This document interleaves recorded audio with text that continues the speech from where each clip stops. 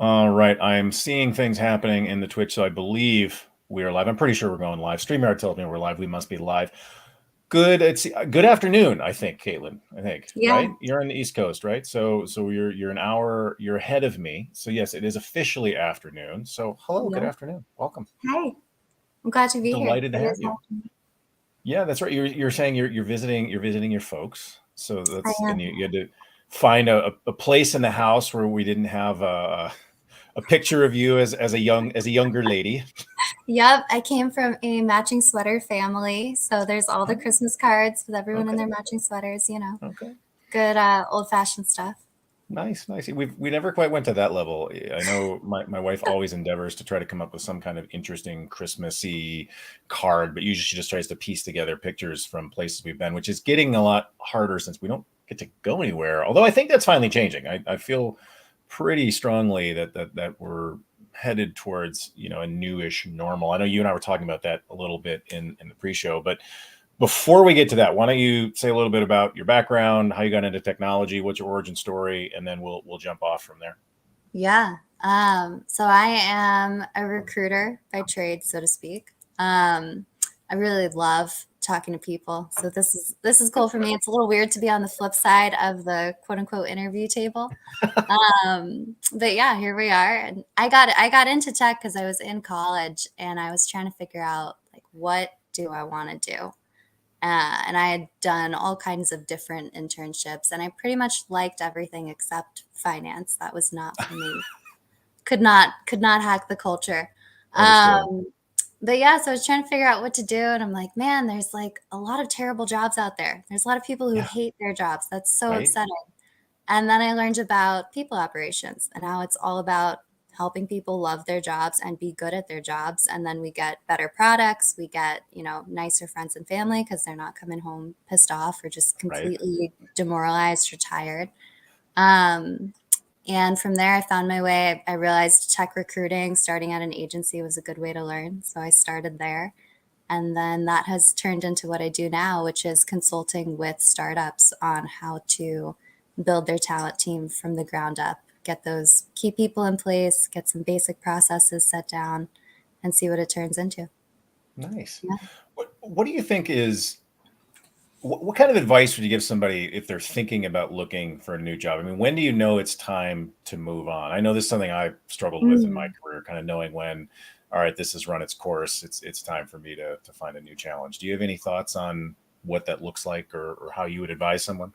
Yeah, I would step back and don't ask yourself, is this the right job for me or not? Thinking about your current job, I would step back and think like, what does the best job look like? What does the right Mm, job look like? And then measure your current job against it. And if it's pretty close, it might be worth it to just see what you can change or grow sure. there. But there's a lot of opportunities out there right now, but there's also just a lot of change and motion, Right. which can be contagious to think about. It might be a good time to go see what you can pivot to, but you might have Sure. more opportunity in front of you than you know. Yeah, that's Yeah. that's a good point. I think sometimes we always feel like, well, there's nothing I can change here, but if you don't at least talk to your management chain, nothing's going to change. But if what's the worst thing that happens if you go to your boss and say, hey, is there anything? Can we do X? Can we do Y? They say Mhm. no. Okay, well there you now Yeah. you got a data point. And you're more likely to get a yes right now than probably any other time in your entire career. So it's Right, up to you right, to know if that yes means something or if it's just lip service.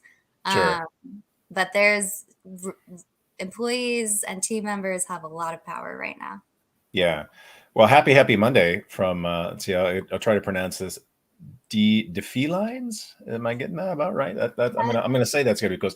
That's a happy Monday. Now I don't know how I feel about that. I mean Mondays are an interesting thing. I got a haircut today, and when I walked in, that was what I was greeted with was Happy Monday, and it's like I don't know. I Enough mean for you? Monday, yeah, it's Yeah, fine. Beats the alternatives, maybe. Yeah, I don't know. I don't know. But happy Monday to you, Yeah. Felines. So I'm going to say that's a cat person, which my cat was floating around earlier. And I think my cat wants like a producer credit on the show because he's often a He's just co-host. kind of sliding into the background, Right. with me. Right. So he was pretty adamant he wanted a producer credit. And I told him there is no producer credit on this. And he wasn't buying that. So what are you going to do? Yeah. Oh, Spencer. Oh, hello, Mr. Gibb. Good to see you, sir.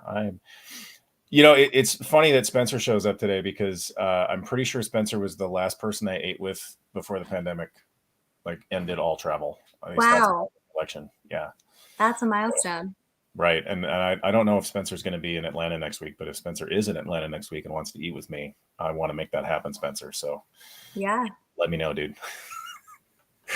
Anyway, so back to the opportunities in front of us today. We were chatting a little bit about sort of the future of remote work. What are you seeing in terms of that? I know some companies seem to have it in their head that things are going to return to the way it was in 2019. I don't hold to that view, but I'm curious what you're seeing from your perspective. Yeah, I definitely don't see that happening either. I think I had shared earlier, I saw a stat earlier this week that on one particular job board, if you had a in-office job, you should automatically expect 70% applications less. So I think that people have adjusted, right? Yeah, We're creatures of habit, right? When we were all in person, a lot of people thought remote's going to be a disaster. So now we have the right, flip side of that conversation playing out. But for a lot of people, the benefits are just too real. right. And I'm one of them. So I'm completely biased, but I love not having to recruit. Or, sorry. Oh, no, I love recruiting. I love not having to commute. Yes, yes, My family lives in different places, so I like being able to travel and spend time with them. I like working from, my own comfortable environment, set up however hmm I want, going for a walk in the middle of the day. These things make me happier and more productive, and I'm not giving that up anytime soon. And right. that's what I hear from most people I talk to. Well, I think back to my previous life. I mean, I've been remote for 5 years, so this is Yeah. pretty normal to me. But I never enjoyed commuting, and Mhm. I've had to do a little bit of that getting my kid to school in the morning, and I don't miss that at all. And I just think about the battles over the years to get a decent chair, to get a decent keyboard, to get a decent monitor. And then at home, it's Mhm. like, no, I can have the exact setup I want, where I want, when I want. I get a window, I can open the window. I have control over the temperature. Yeah. I just don't see most people being like, well, that's I really want to go back to having a bunch of meetings from a small felt covered box as Yeah. opposed to the same meeting from my home or wherever I happen to be. And I mean, I'll add that is a very personal preference, right? Like I'm Sure. lucky to be, basically home alone with my business partner working together Mhm. all day. We don't have distractions running around. We don't have, children or background noise or any of that stuff. And we have the space and we have great Wi-Fi and good Right. lighting and all that stuff. There are, I do have a friend or two where they look forward to their 2 days of work and they enjoy that in the Sure. office. They don't want to be fully in office anytime soon, but Sure. for them, it's a respite to go out and have a day of meetings and whatnot. So Sure. I think it's personal. Yeah, that's a good point. I mean, I certainly am sympathetic to someone who maybe doesn't have like a home office setup. I know some of my colleagues are in small New York apartments and they don't have the luxury of an extra room to hang out in. And so I can see where that becomes more of a, yeah, I'd like to get into the office. But I'm still fairly confident that the idea of Monday through Friday, 9 to 5, I think that ship has sailed for a Mhm. huge chunk of the population, but or at Yeah. least the knowledge worker side of the equation. But I don't Yeah. know. And I mean, we're here talking about the advantages as an individual, right? But for teams, especially startups, it's really huge that Yeah. asynchronous remote work is now widely understood and practiced. A startup that I'm working with right now, for example, they were looking to hire kind of, it was sort of open ended. They weren't necessarily on a hiring spree, but this guy got in touch with the founder on Twitter and he's in Turkey, but he happened to Sure. have the availability. He loves their tech stack, and so they've been working together for a couple months now, and Wow. it couldn't be better. That would Yeah. not have been possible if we were all stuck in this like we work at the same time in the same place Right. mentality. Right.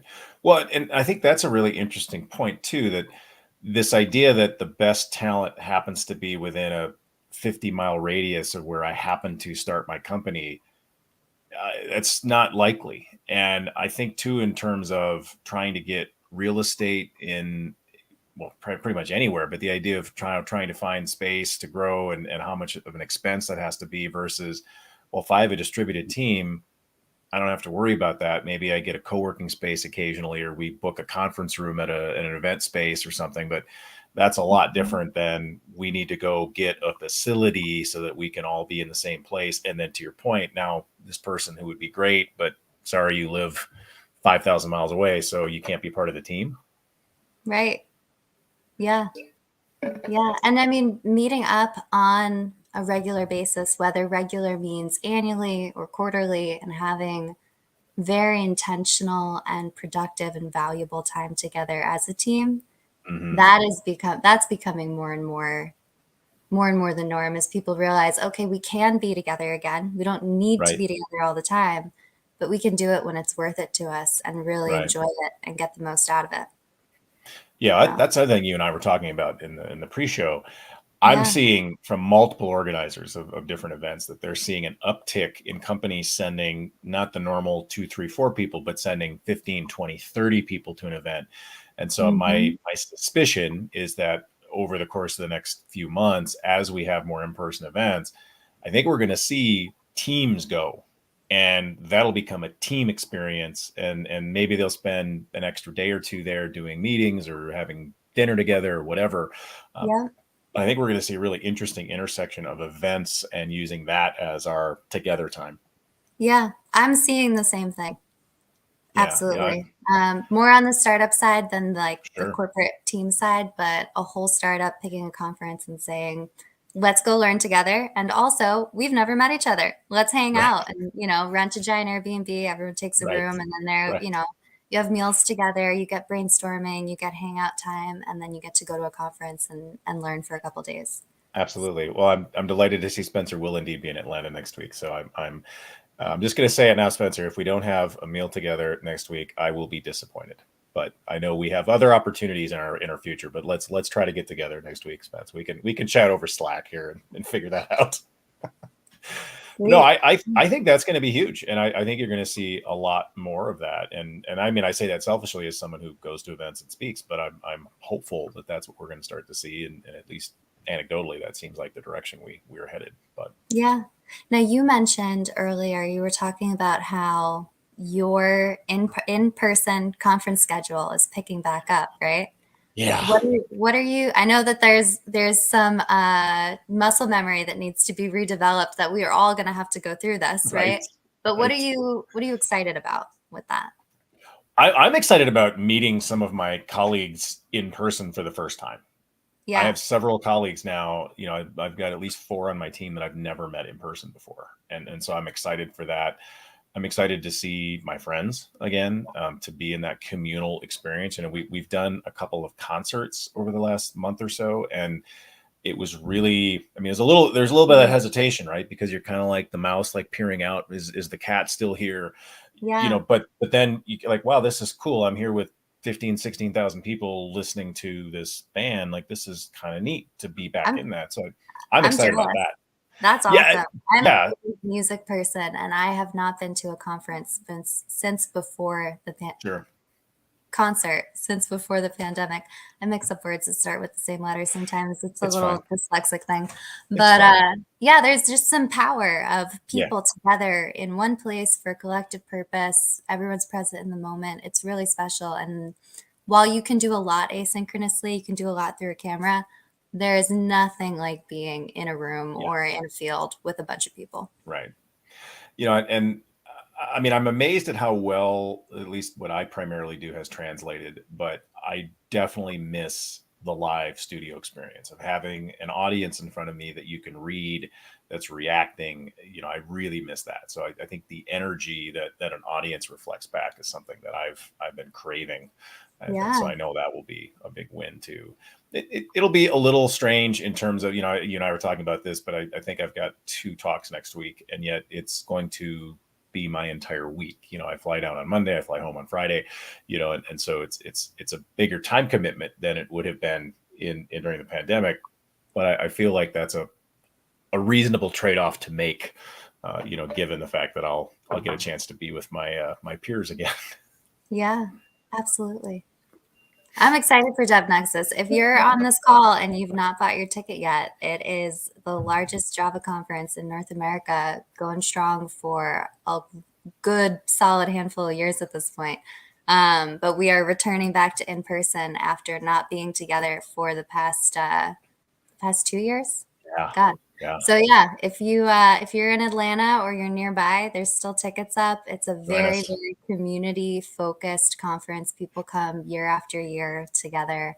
And it's a very warm welcome if you've not been to a conference before, or if you're like me and you're not a developer, but you think that tech is, kind of cool. So yeah, it's a lot of fun. I'm looking forward to next week. I'm it'll be a little weird because after having traveled as much as I did, to not travel at all, that muscle isn't quite there. And so there's going to be a transition period of what time do I need to leave to get to the airport, and what shoes should I wear? And that whole transition will be fascinating, but I think it's like riding a bike. I don't know. yeah. I don't know. We'll find out. But Yeah. I'm interested to see if sometimes small talk can be a little bit repetitive, right, at these events. And I'm wondering if, since everyone's out of practice, if we're going to be, sort of cycling through, trying to remember how to do it again, or if maybe we will have more imaginative, genuine small talk. But we'll see. This will be my first conference in a while, too.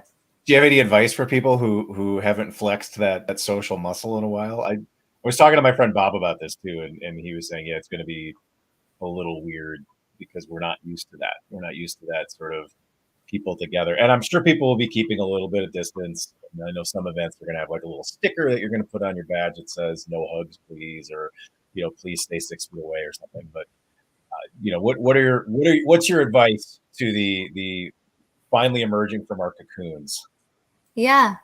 One, take it easy on yourself. None of us are as interesting as we want to be.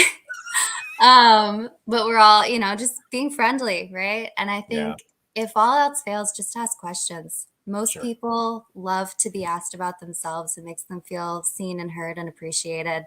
And you don't have to know anything or really think of anything to just ask, like, oh, tell me more about that. What do you do? Where are you from? So hopefully that'll kind of grease the wheels and start getting your social skills moving in the right direction again. Yeah, I think we'll all be in a similar boat there, so we'll all have to be very forgiving of one another, Absolutely. And don't forget deodorant. Like that's something that some of us have not had to use much over the last 2 years. Gum, so please, gum. Yeah. Yeah, I thought about that too. Do I have mints? I need to get a fresh thing of mints to put in my backpack because I'm pretty sure I should throw those away. Those have been in there for 2 years, so probably time to recycle.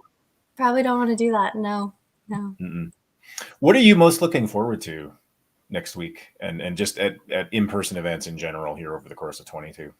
Yeah, a lot of what you shared. I want to see people again. I also miss chance encounters. Right? I've met a lot of really cool people over the years because I happened to overhear something they were saying, and I'm not afraid to be like, oh, I heard you talking about that. That's interesting. Would you tell me more? So I miss that a lot. I miss seeing someone that I know talking to someone I don't know and getting to meet them.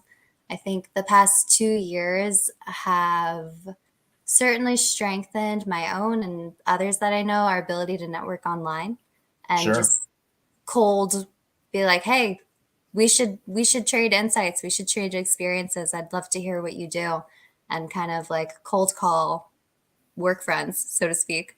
But I miss just the organic, easy nature of chance.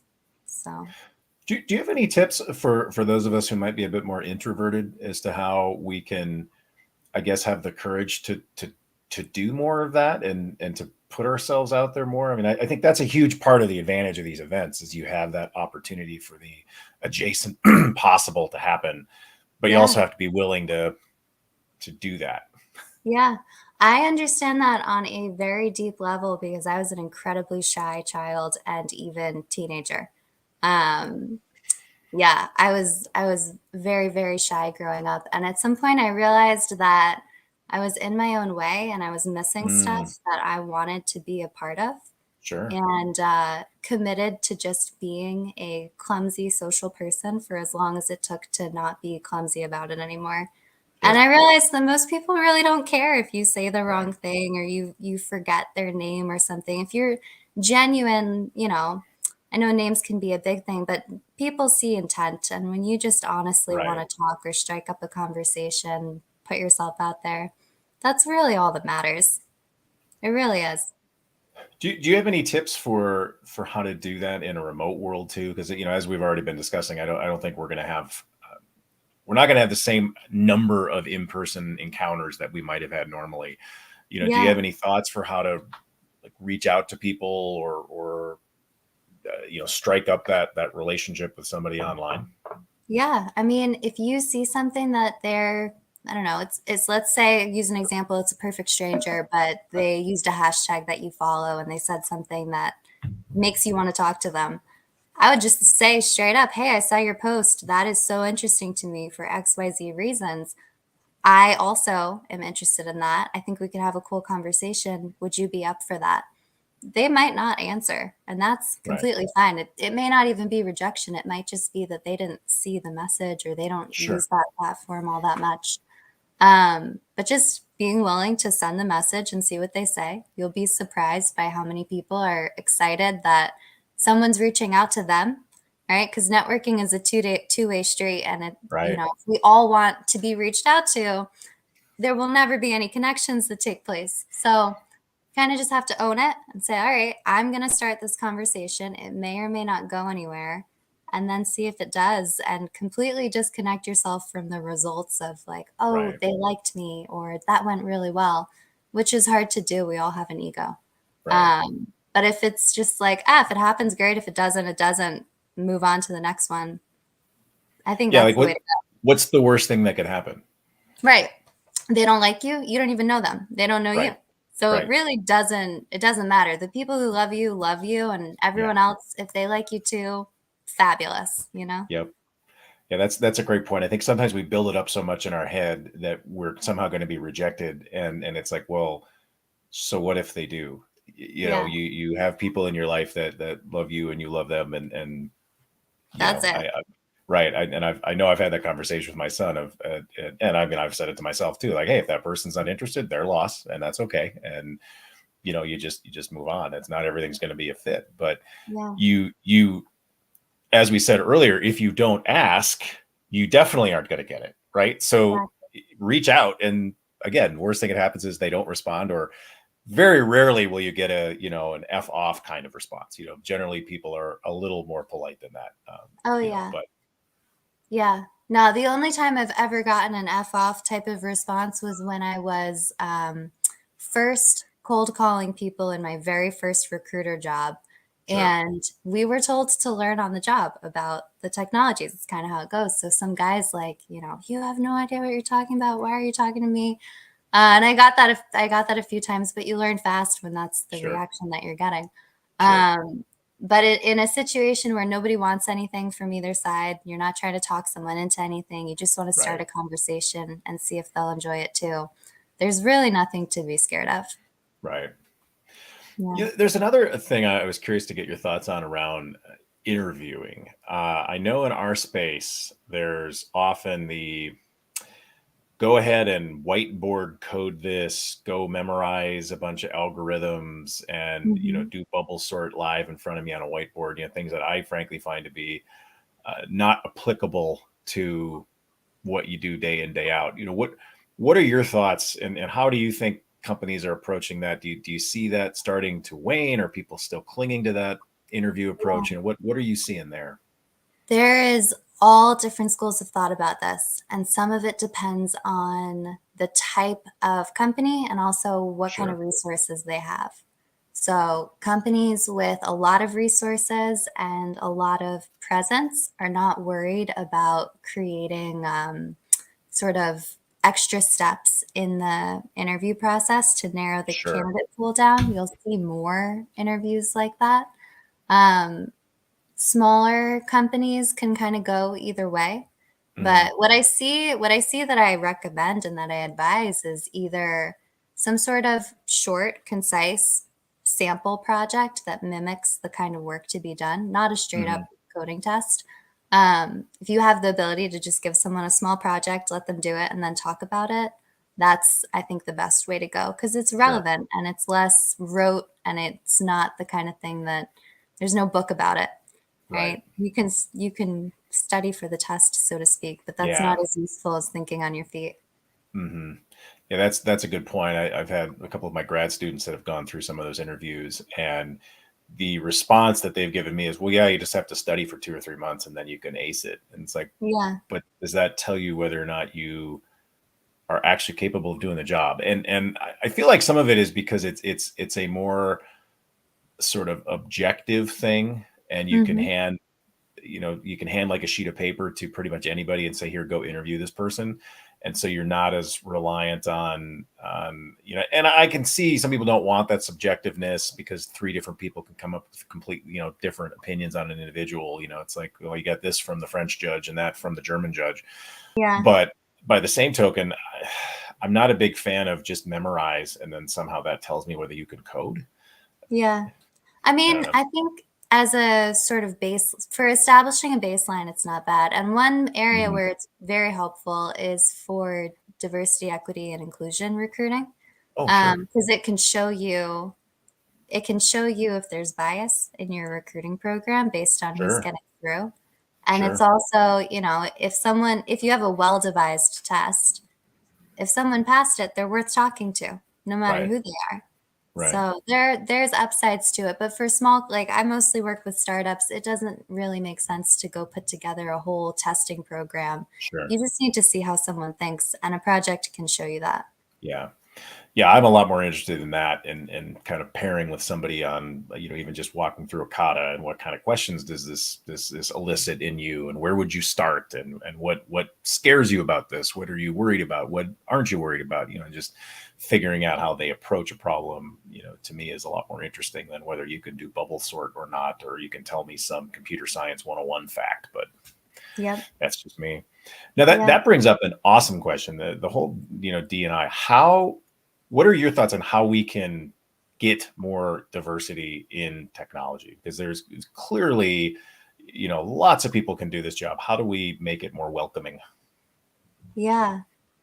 That is a big topic, and I I know. wouldn't call myself an expert on it, but I really care about it. I will say that. And I mean, things like this, right? We don't yet know each other well. We're getting to know each other. But you met me and you're like, "Hey, you're doing something cool. Let's talk, let's have a Let's talk. conversation on the show," right? I think just being friendly, being social people who Right. get to know other people no matter, how you're similar or different. We might not be that different. Um, actively being an advocate for everyone around you. There was my last company that I worked for before starting my company was Slalom Consulting, which has a really excellent culture. I learned a lot there. I had a great experience. And there were just advocates everywhere you turned. There was someone who wanted to help someone else reach up to the next level. And if that's hard to quantify or programatize, but it's really just people being helpful and kind and open-minded. That's what makes a difference. I think the reason this is a mystery is because we're trying to programatize what should just be normal human behavior. Right. Yeah, that's a great point. Yeah. And then you've got on the more systematic side, you have, can you provide scholarships? Can you have internships? Is your application process just? Are you advertising in the right places? Right. What is your brand like? But all of that reflects culture and human attitudes and choices. So if we get our minds right about it and we get our actions right, things should follow suit. Yeah, that reminds me of a couple stories I heard in the aftermath of Madeleine Albright's passing, where various people were saying, yeah, she was infamous for hosting these dinner parties, these get-togethers with a bunch of 20 somethings who are quote unquote nobodies inside the State Department or wherever, but she brings them in and introduces them to people and takes interest in their careers and helps them out. And I thought, yeah, I think that's something we all sort of have to do, right? Is reach down and help the next generation, because somebody helped us, somebody opened a door for us. It's our responsibility to turn around and do that for somebody else, and advocate for somebody, reach out, hey, let's do this talk together, or hey, have you thought about pitching this event, or Yeah. here's Yeah. some notes on your last talk or whatever. And even that is not a purely altruistic service. Anytime that you interact with someone, you could have fun with them. They could become a Right. friend. You could learn Right. from them. You might learn about, either something deeper on a topic you're exploring, or a new perspective to a problem, or a whole new topic. I mean, Right. stirring the pot is fun. So Mm-hmm. Mm-hmm. giving yourself the chance to do that is a good thing. Yeah. Well, and you never know who you're going into that's like, wait, you're into this esoteric thing. I am as well. Like, oh my gosh, we have this thing common. I would never have guessed that. And I, Yeah. I got a haircut this morning, and as I was leaving, when I was checking out, the woman who I've known her for years, she works behind the desk. She turns out she went to the same grade school I went to, and she grew up in the same neighborhood that I, was around, because my family had a hardware store in that neighborhood. I'm like, okay, that's random. I would have never guessed that, and it came up just kind of on a lark. And turns out it's a small world that, and I don't think we overlapped at all, but still, the fact that we had that shared experience, like, huh, okay, didn't know that. That's fascinating. Ooh, we got a nice Yeah. Rachling, Oh, Rachling, Rachel, that is Rachling. my both business partner and my girlfriend, Yay! listening in here. Hi. Great point about my life. Um, Yeah, we could all be facilitators. Absolutely. Right. And that's another one of those things that I look at in terms of what's the worst thing that can happen. Right. Like, we should be doing more of that. yeah.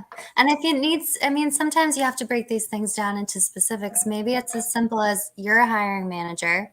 Can you create an entry level role on your team? Yeah. If you care, that is, I mean, that is one thing that you can do. And there's Mm-hmm. 1,000 others, but just think, like, what is my circle of control, and how can I use Right. this to help more than just make it a win-win? It helps my mission and my goals, but it also helps something else. Right. Right. Yeah. That's an excellent point. Excellent point. Again, don't be afraid to reach out and help. All right. So let's see. We've talked a lot about work. Let's talk about onboarding. You and I've talked a bit about this, and in terms of, worst and best. And one of the comments I made is, my team has largely been the same for quite a while. We had a bit of turnover here in the last year, Mhm. but we never had any kind of onboarding thing. And one of our new hires even brought this up. I was like, hey, where's our onboarding guide? And we're like, oh yeah, we don't have one of those. So he's building one, thank Yeah. goodness. But it's all these little things you don't think about, because, well, I haven't had to do that in like 4 years. So I don't remember that. But yeah, you're right. We should probably write that down. What are your thoughts on how to smooth out that whole onboarding experience, and what that feels like? And what advice do you have for a company, or for a team looking to make that smoother? Yeah. Well, I mean, if you are coming from a larger company, they probably have their onboarding week, right? Or Sure. maybe it's their first 30 days, but it's all kind of company, it's company general, right? If you are on a team, you've got your own sort of tribal knowledge, right? Yeah. So often what I will encourage is just to begin with, right?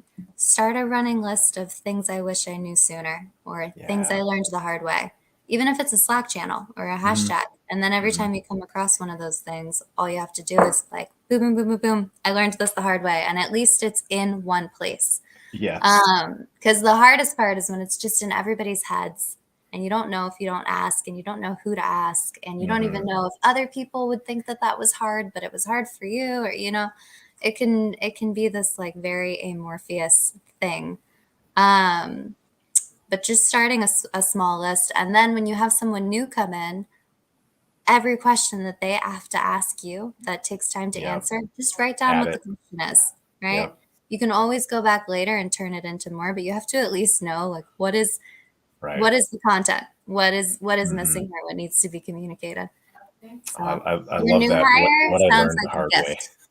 Yeah. Oh yeah. No, it's great. I know Lee's going to find some things that we never even thought of, because it's like, oh yeah, Yeah. you're right. And it is all those little things. I was lucky when I joined. I was brought in by a good friend of mine, and so he smoothed that all over for me, and so I didn't have to even think about any of that. And it's just, yeah, here's how you do this, and I'm like, well, how do I do this? He's like, I hear, I'll pair with you on that. So all those things were just no Yeah. big deal.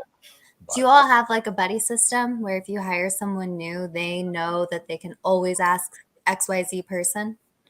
we don't have anything formal. I know I've tried to be very, I guess, blunt about, hey, if you have questions, let me know. And if and I know one of my colleagues, Whitney, who I'm actually doing a presentation next week in DevNexus with.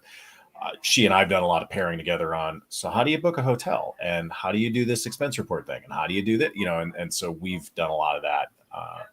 But Yeah. yeah, I think it's important too to remind people that if you do have questions, please ask. One of us Yeah. probably knows the answer. I think it's also important to remind team members that onboarding is not a new people problem. It's actually Mhm. a as established people problem, so to speak. Because when you're new, you don't even know what to ask or if you're Yeah, asking the right questions. And that's a great so point. I think maybe, I shared earlier this conversation started because this is what I call a simmer project, is thinking about team specific onboarding and how it can be made better. So if you're listening, we're kind of just talking around what are the central issues, what could be a solution down the road. But I wonder, if you have a new person starting and you just ask your whole team, hey, just reflect for a minute. What Yeah. what takes you a minute to figure out, or what took you a while to figure out, and let's share that with them. Yep. Yep. I do love that. What did I have to do the hard way? I think that's a great sort of hashtag phrase to keep in mind. That what did I learn the hard way, and how do I avoid that in the future? I think about that especially with expenses. Oh my God. Yeah. I so don't miss, or did not miss, having to do expense reports and booking flights and all that fun stuff, and all the Hmm. little tricks of the trade to make that all work out without completely, blowing your mind. But Yeah. oh, And good whatever times. other like turn on that question, right? If you ask a bland question, what should someone know to be effective on this team? That does not Mm, really inspire much thinking. But when you sure. have hashtags like what did you learn the hard way? Hmm. Or one I've seen is, shit, I wish I knew sooner. Yeah. Right? Yeah. Exactly. Or then the flip side, the positive versions of those questions, something that makes an immediate, strong experience come to memory. That is going to be more helpful. Yep. And we've kind of been talking around the edges on this, but Yeah. culture is such a huge part of work life. And do you have any thoughts, experiences on how to sort of establish culture or share culture in this more remote world that we're clearly going to continue inhabiting? Yeah. I think I'm really keeping my eyes open to learn from every team that I'm observing, right? And communicating ground rules is very simple. I think that with a lot of this stuff, you obviously don't want to overdo it and be talking about culture till you're blue in the face and this and that, because culture is actions, right? Yeah, But just communicating ground rules and then validating them. Like, hey, man, I noticed you did XYZ. That meant a lot to me, or that helped me a lot with whatever situation it was. And having sort of, active, ongoing feedback about what was good and helpful and what would be more helpful if done differently, right? Being gracious about it, but actually talking about it and holding people to a standard and recognizing whether they're aligned with that standard. sure. That's essential. That might be more of a vague answer than you were looking for. Well, but I mean, I think that's a lot of what we're trying to figure out in the interview process too, though. Is this a good culture Yeah. fit? And like one of the things I learned when I joined my current team, I think this was like 4 years ago. It's we have a lot of autonomy. And I remember when I got on the team, my friend Matt said to me, listen, if you're going to wait around for Andrew to tell you what to do, you're going to be waiting a long time. Right. So, you just have to be proactive. And I'm glad I had that advice because, if you would do the traditional, I'll just wait here for somebody to give me a task, I'd still be Yeah. waiting for a task, but for some Yeah. people that's great. And for some people it's like, that's terrifying. How do you figure that out through these processes? That's kind of what I mean by communicating ground rules, right? Yeah. Autonomy is all these values words are words that could mean a lot of things in a lot of different contexts based on Mm-hmm. your personal life experience. If you explain autonomy to us means no one is going to tell you what to do. You have to figure it out. If you don't know what to do, ask, right? Yeah. And make that very clear during an interview. Right. You're not just advertising your job. You have to give people a chance to know if it's something that they should say no to, Sure. and then Sure. let them say it. So Right. Yeah, yeah. that's a great point of establishing some of those goalposts, boundaries, whatever you want to call it, and is that a good fit for you or not? And let Yeah. them make that decision. So Yeah. nice. So I got to ask you. You mentioned that your business partner is also your partner. How do you feel about that? Is that great? Is Yeah. that a challenge? I mean, how do you navigate that? Because I mean, my wife works over my shoulder most days, and there's pluses and minuses to that. To be real honest, I realized at the beginning of the pandemic, I don't have an indoor voice, and so Oh we no. have Okay. to negotiate. If I'm doing a presentation or I'm doing a show, like she's in another room right now because she can't have a meeting while I'm doing this because I will be the only thing they hear. Yeah. So how have you navigated those waters? Yeah. It's been great, honestly. We have some of the same situation in terms of just working together in a small-ish space. So we'll Yep. kind of take turns with like scheduling our video calls. Sure. But on the whole, I mean, I think we're pretty lucky, to be honest. We don't always see eye to eye, and that's a great thing Sure. because we're good at Sure. talking about how and why to see the other side of it. And it's been fun. She has a completely different background than me. Before we started Sandpiper, she had been a theater actor for years, which Wow. during COVID completely Sure.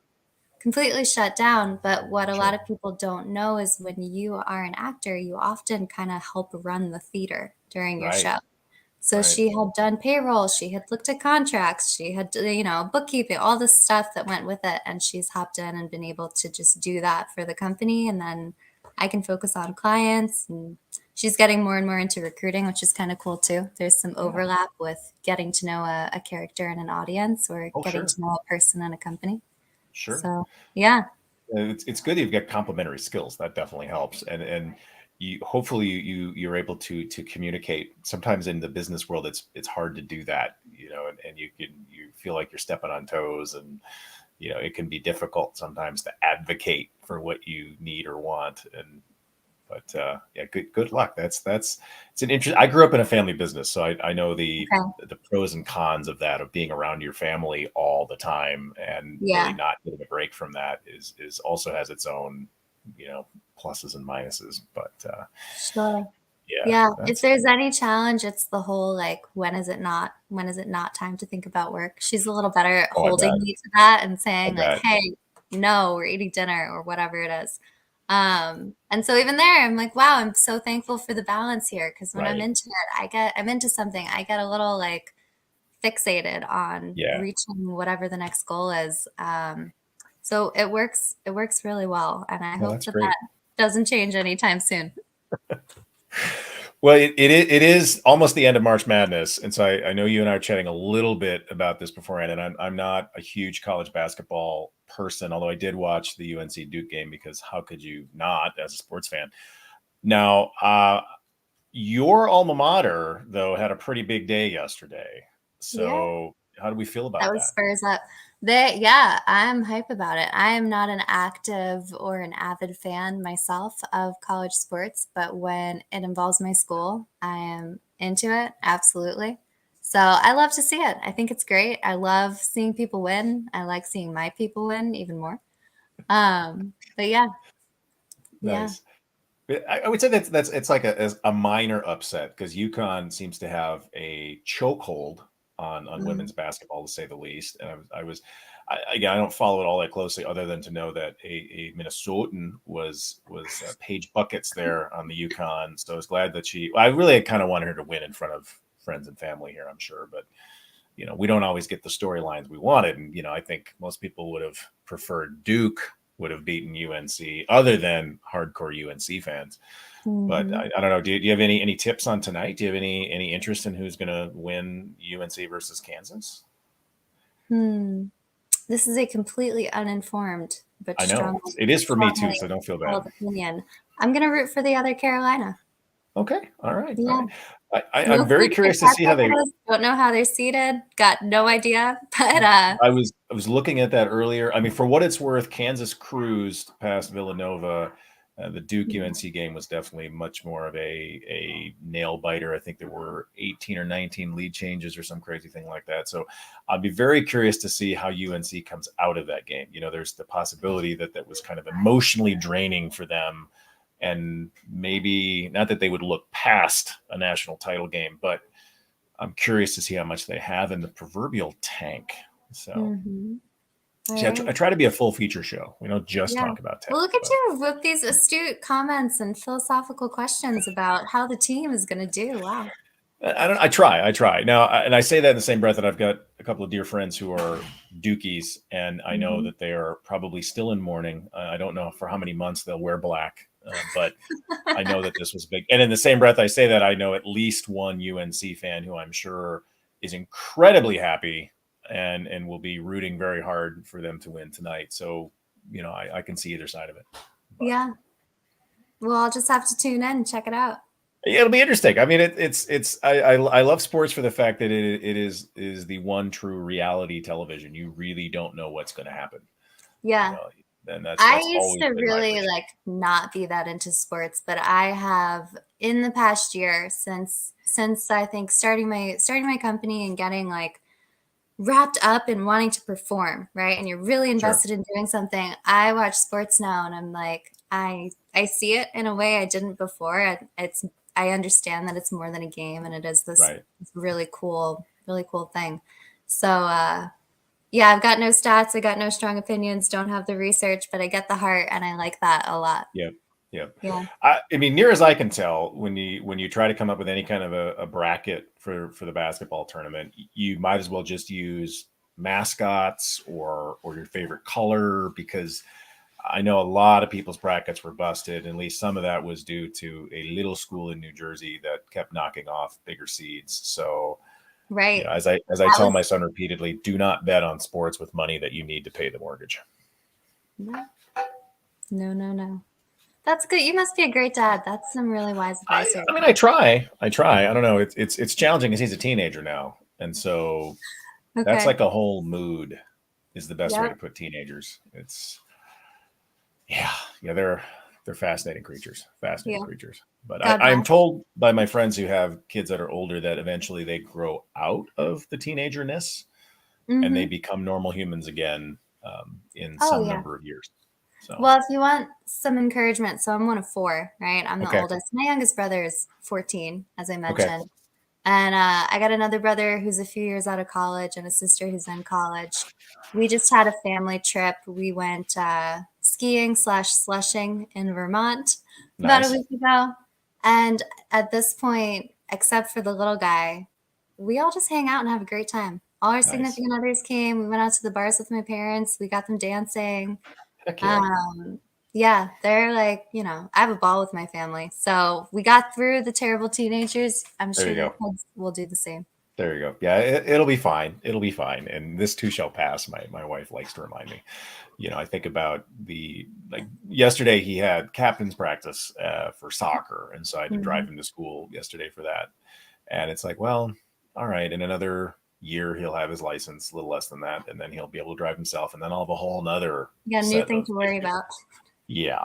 That is the thing you learn as a parent very quickly is all of these are just phases and they'll just be a new thing for you to worry about. Just give yourself a few months or a year and it'll be a whole nother set of, oh wait, now they're doing what? Yeah. It's good times. It's good times. Well, let me completely change gears. Is there anything that you have been streaming during the pandemic that you're like, oh, thank goodness for this? Is there anything you'd recommend to people Oh for yeah. good shows or books or movies or any of the above? Have you seen Yellowstone yet? Yes, we started that. We're through to season 3. We have not watched season 4 yet. Okay. I've got my whole family and then my whole partner's family we started watching it because our parents were into it. It's fantastic. That is really great. Um Now I have to as ask, far have you watched Succession? Speaking as- of Yellowstone, Succession sounds dark. I mean, I say it that it watch it. is. The first couple episodes of Yellowstone, we looked at each other and we're like, wow, we hate all of these people. Why are we watching this show? Well, so when I first started watching Yellowstone, we had finished season 3 of Succession, and my Okay. first thought was Yellowstone is Succession except with a ranch. And then I realized after a few episodes that no, Succession is The Sopranos with a ranch. Okay. I haven't seen The Sopranos either. Okay. I Well, used to not watch much TV and then okay. COVID happened and really turned things around. So I've seen Right. some pretty great series, but Sopranos is next on my list of You're in for a treat. yeah. I remember being a kid and hearing, my grandparents were really into it, which is funny because Sure. my Yeah, that grandmother is. grew up in Greenwich Village. She Oh, sounds like it. She'd be talking about the show. She was so into it. And it was like a big deal to get home and like make sure the VHS tape recorder was working right. properly and couldn't Right. hit the buttons. But yeah, I definitely want to check that out. So we'll see. It's been an interesting year for changing up hobby activities. I used to be Yes. all about what's the next concert, where's Sure. there, a live band or an event happening in a park. So I look Have you forward to picked up watching any a little new less hobbies? TV. Is I there thought anything I you? would. My brother Yeah. gave me an electric bass that I was Oh, really intent upon learning and then yeah. absolutely never picked up.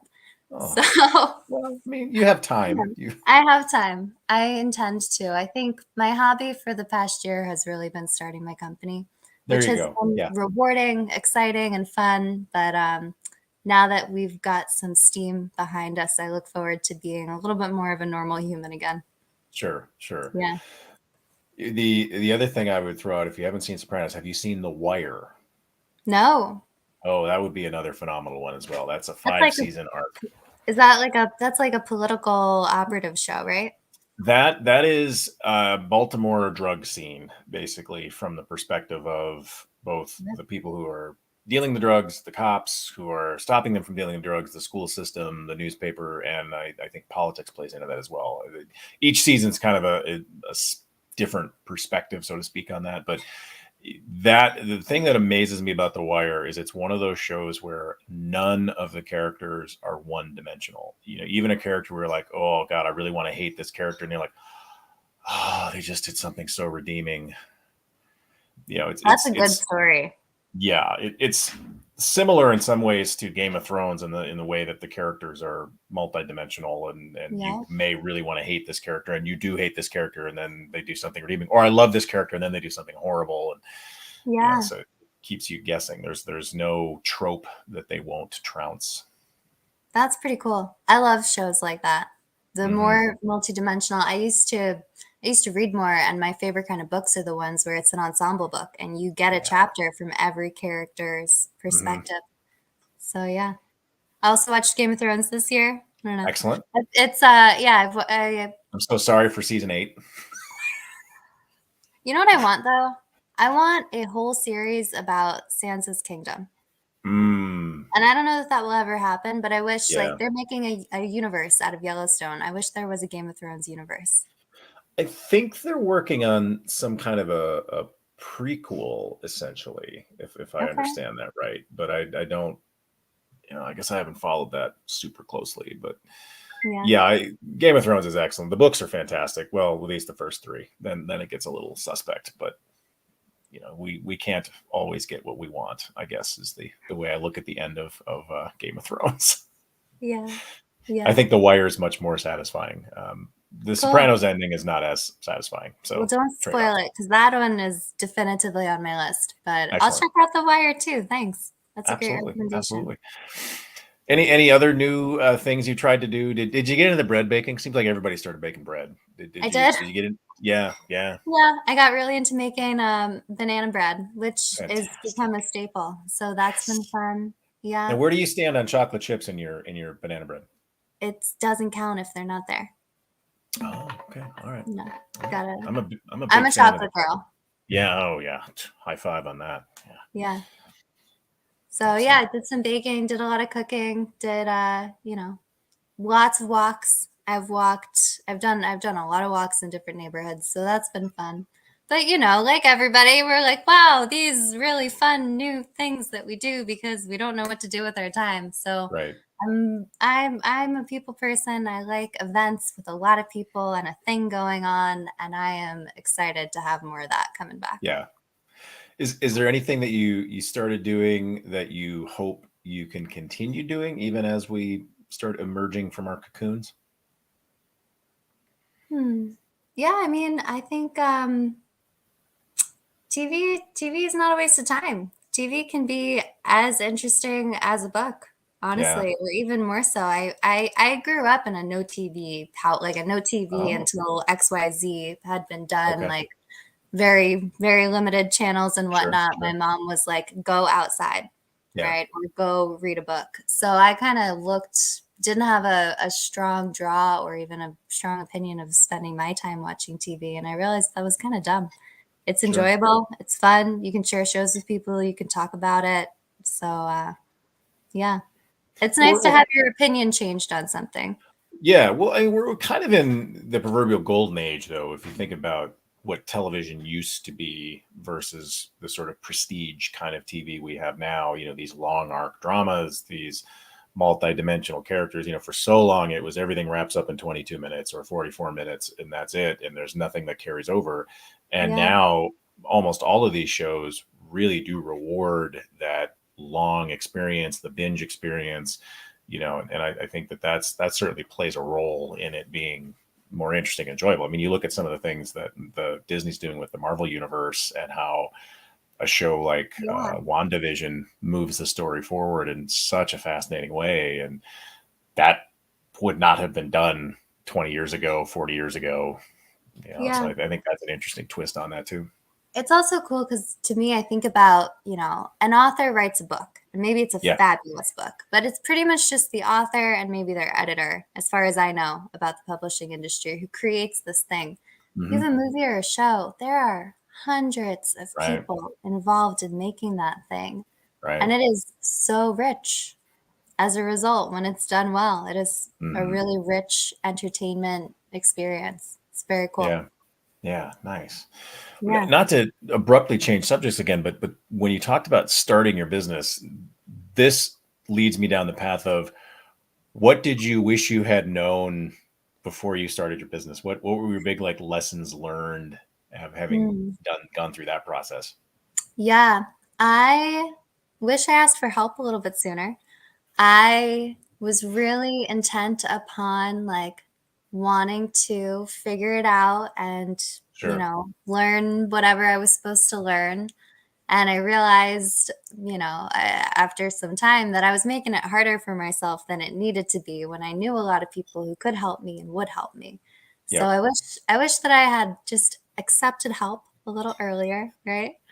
Um, and I think everything else I just learned in the course. There's small things that you learn, like ways to do things, but mainly I just wish that I had been a little more open to help in the beginning.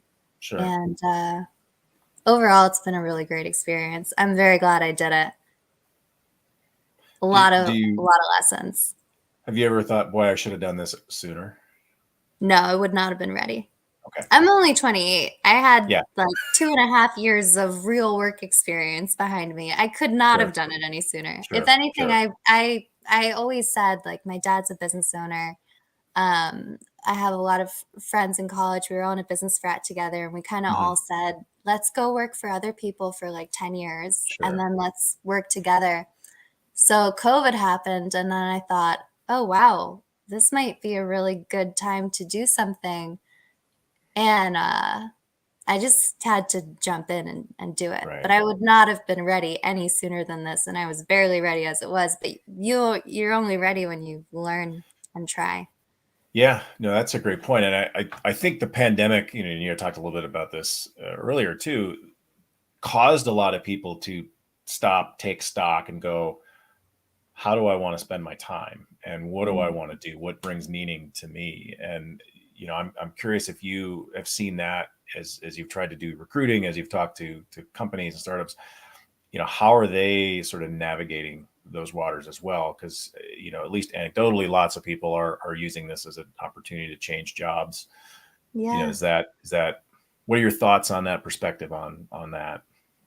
You mean as far as hiring in this environment where people are more reflective? Yeah, I Like, mean, do you think is it making it is it harder? Is it the same? Is it, are people maybe yeah, more attuned to, I'm looking for this, and so when I find it, I'm all in. And if, oh, you know what, I can see this isn't the right fit for me. Thank you for your time. I mean, do you feel like that yeah. has had an I'm impact? seeing I'm seeing more of that now. Over the summer and the early fall, I found it an incredibly challenging environment to recruit on because there were a Sure, lot of people who were just it was evident to me in my interviews and conversations that they weren't sure what they were looking for, but they felt sure. like they should be looking for something else. So there was a lot of noise in the market Mm, earlier in the summer and the fall. That has calmed down now, and I okay, honestly really thoroughly I'm enjoying interviews a lot right now because people are, generally speaking, very present-minded. Here's what's important to me. Here's what I'm hmm, looking for. Here's what's a no-go. I will not do XYZ. And it is always easier to talk to somebody who knows what they want. right, right. So, yeah. Do you Does that think? answer what you were getting at? Yeah, yeah, and I mean, there seems to be sort of conflicting headlines about whether we are really seeing the Great Resignation or whether that's being Mm, overblown. And I mean, I saw some comment recently. I mean, it was in a more political context, but oh, unemployment's this, but we can't find anybody to hire. It's like, well, hang on, which is it? Are we experiencing unemployment, or we can't find anybody to work? And yeah. what are your thoughts on, are people, is there more churn going on than you've seen before? And do you have any thoughts on why people are turning in their resignation shits? Yeah. I mean, a lot of it is exactly what you're hearing, right? There is definitely more churn. I think Hmm. we had 4.3 million quits in January, right? But the size of the workforce isn't changing all Right. that month relative to the month before. It's mostly, I think, service industry is leading in Sure. quits, followed, I want to say, by retail and then office workers. Okay. And most of that is people leaving a job and getting a better one, or Yeah. getting better pay, or going back to school, or the fact that it is as hard to hire as it is means that it is easier to get a job, which means that Right. if you don't have experience, now's your time Yeah. to shoot your shot, see what you can get. So I think it's mostly people getting better opportunities, and that's a good Sure. thing. If Yeah. you're a business owner, that sucks for you because you have to compete. Right. You have to Right. compete. All of the no one wants to work stuff, I think, is mostly coming from the industries that people are leaving, and they're Right. leaving for a reason. Right. Yeah. Yeah, I agree. That's my perspective as well. That if you're complaining about your inability to hire, well, then you need to look at your process. If one of the things I see a lot in our industry is that it can take so long for the offer to go out and get approved. And it's like, if you can't streamline that, if this is the Mhm. person you want and you can't turn around that offer letter basically in a day or less, then you need to do whatever you have to make that process streamlined, because you will lose people. And Yeah. the adage of, well, we'll get back to you, and then you just sit around and wait for 2 months, like, no, the person's already gone. And I don't see that as a bad thing. I think there's been a lot of negative sort of process out there in the way people have, or what companies have treated people. And I don't have a problem with this sort of being, well, okay, payback. Maybe just be nice to people. Yeah. Just be, reciprocal, right? If Yeah. you want a decision in XYZ amount of time, be prepared to give a decision in that amount of time. Right. But Right. have you heard? So I'm steeped in this stuff every day. So let me know if it's redundant in any way. But have you heard calling it the Great Renegotiation or the Great Reshuffle? No, that's a new one for me. What are you seeing there? Um, it's just a different name for the same thing because the Great Sure. Resignation is all about the quit, not about Right. the why or what comes after. So I Hmm. saw right around the same time as Great Resignation was being talked about, someone said, why don't we call this the Great Reshuffle? And it Sure. might have been one of the first pieces I read about this whole phenomenon. And recently, I think maybe it was Wall Street Journal, they started calling it the Great Renegotiation because Sure. it really is like, why are people leaving? Better hours, better pay, better Right. opportunity. Right. If you want to keep them, offer better. Well, it's funny you mentioned that because I this was last summer. I was talking to a former colleague of mine, and I was kind of asking, "Hey, what is your office opening up looking like?" Because this was before like the Omicron kind of wave, when it seemed Yeah. like everything was going to open up in like September.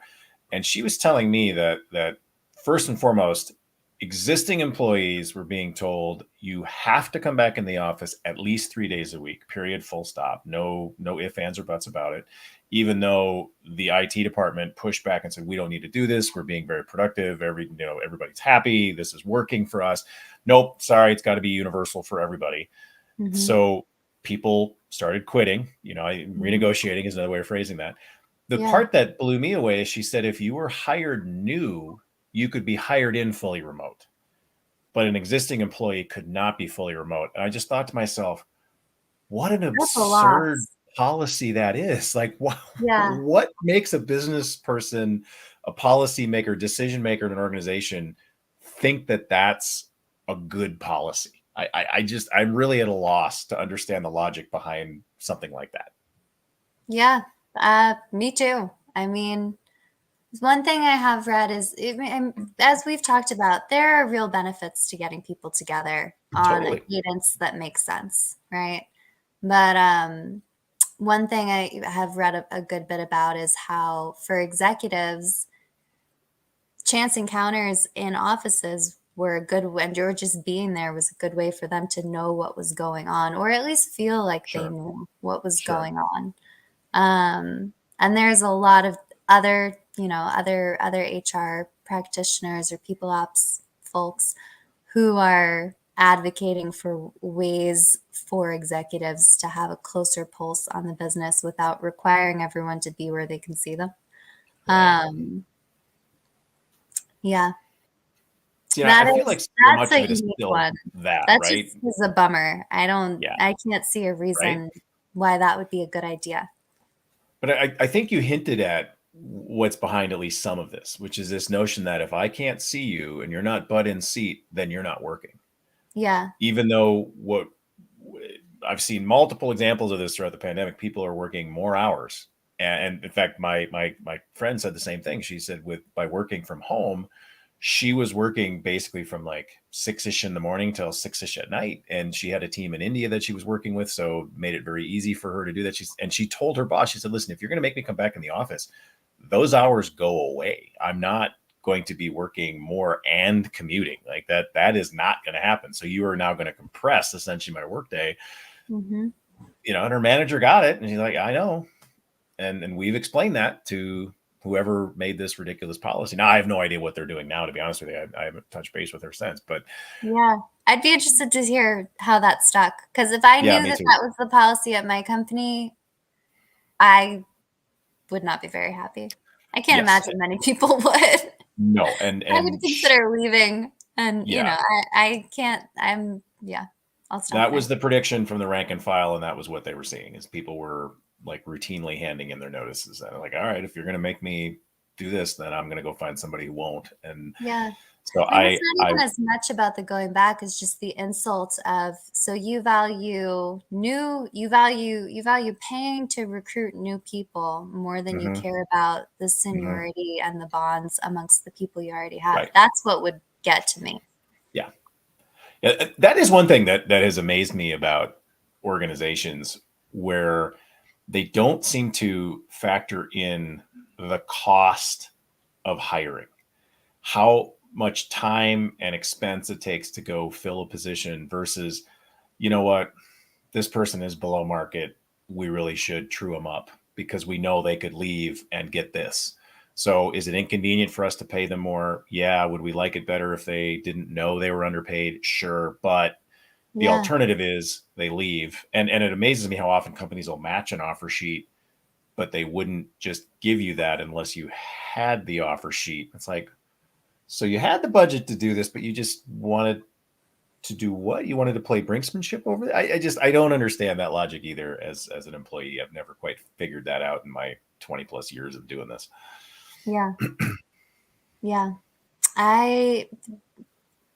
What I've seen that I like is I saw an example of one company where they were small and they couldn't afford to lose anybody.